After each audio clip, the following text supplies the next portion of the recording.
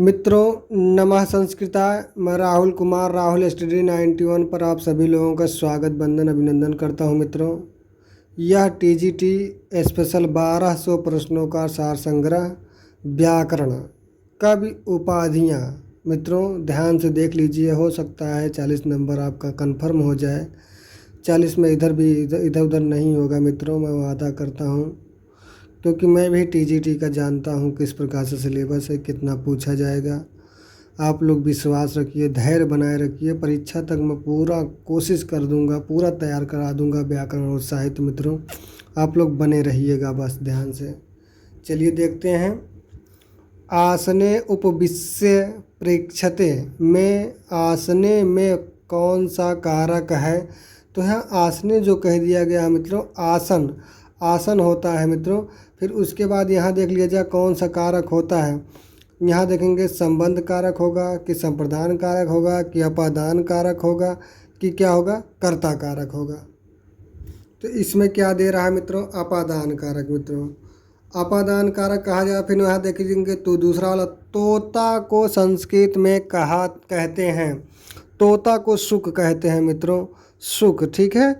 यहाँ देखिए नमस्ते शब्द का संधि विच्छेद होगा, नमः प्लस ते बराबर नमस्ते, नमः प्लस ते बराबर नमस्ते होता है।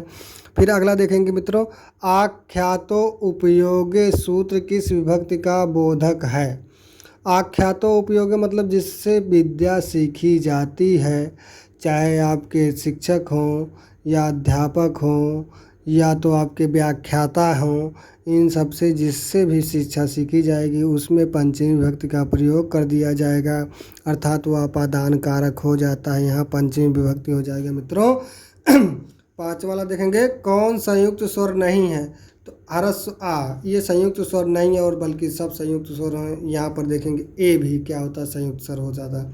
नरसिंह में समास है, नरसिंह अर्थात नरयु सिंह, अर्थात नर के समान क्या हो जाता है, सिंह हो जाता है।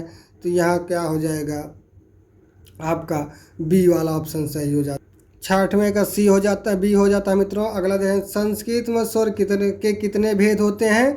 संस्कृत में स्वर के 3 भेद होते हैं, ह्रस्व स्वर, दीर्घ स्वर, प्लुत स्वर। मित्रों सदैव में समास संधि है, सदैव में संधि है तो वृद्धि स्वर संधि है। मित्रों आगे बढ़ते हैं, देख लीजिए अगला क्या करा, बलवान कस्य स्नेह, ये कहाँ से दे दिया गया है मित्रों? बलवान, बलवान जो होता है किसका स्नेह करता है?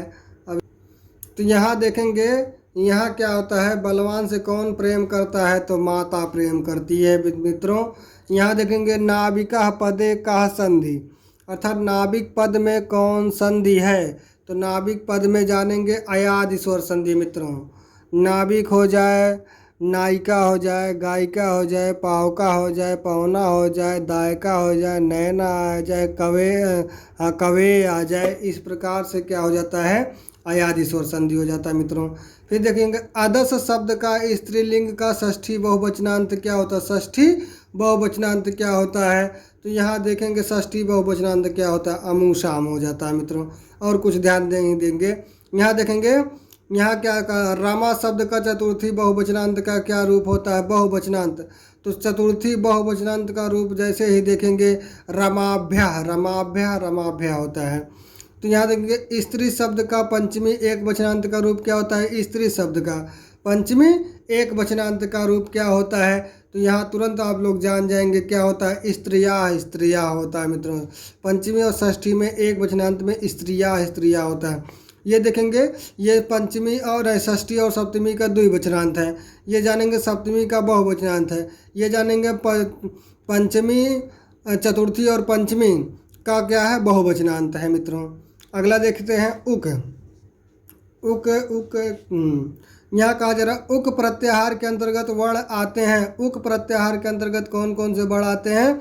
तो देखेंगे आ ई उ, देखेंगे ई, यहाँ देखें अयुण होता है, रीलरिक होता है ना मित्रों, अयुण रीलरिक। तो यहाँ क्या हो जाता है, अयुण आ ई उ उड़, अयुण के बाद यहाँ डी वाला ऑप्शन आपका सही हो जाता है मित्रों। यहाँ देखें कौन माहेश्वर सूत्र नहीं है, कौन माहेश्वर सूत्र नहीं है?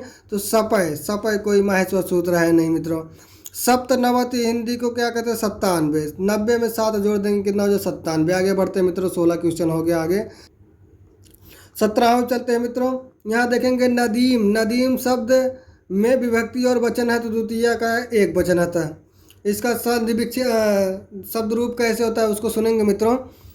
नदी नदीम नद्या नद्यई नद्याः नद्याः नद्याम हे नदे नदी। ठीक है मित्रों।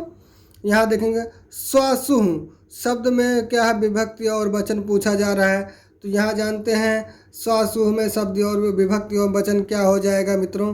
क्या हो जाएगा?